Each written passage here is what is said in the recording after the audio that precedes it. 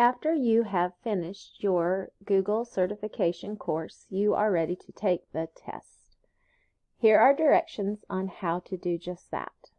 First, you need to get with your instructional coach for the voucher key. Once she emails it to you, make sure you save it, and we're ready to go on to step 2.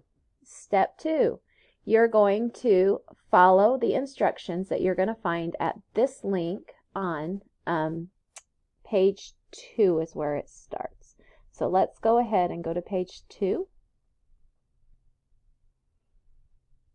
Page 1 just is an overview, and there's some real good links here for you. But then you'll have a step-by-step registration guide. The first thing you'll want to do is to go to this URL and then schedule a session, select your exam, and then sign up. So let's just take a quick look and see what this looks like.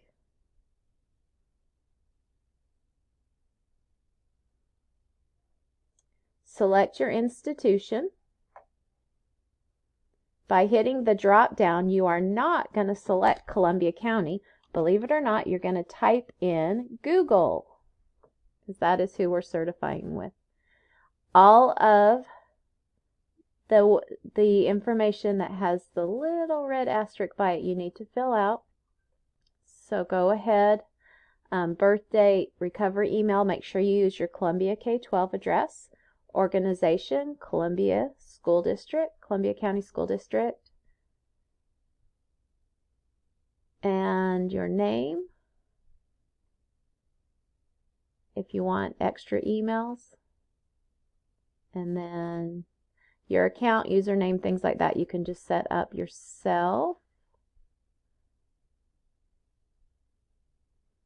I would use my work phone.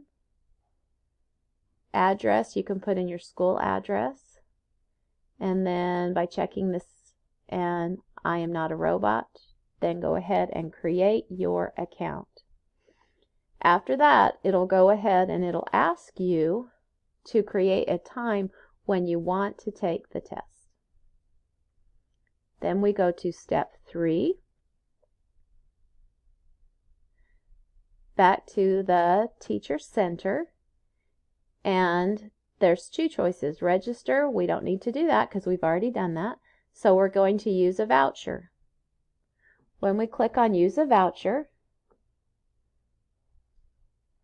it'll ask you which kind of voucher do you want to use. We are using the ProctorU voucher. So choose ProctorU platform. You will have 2 choices once you get into ProctorU. The first says sign in and accept with existing user account, and the second says sign up and accept with new user account. You've already created that user account, so we want the first one. Sign in and accept with existing user account. Username, that will be your email, and password will be whatever you created when you set up your account. Once you get there, go ahead and sign in, and you're ready to test. Good luck.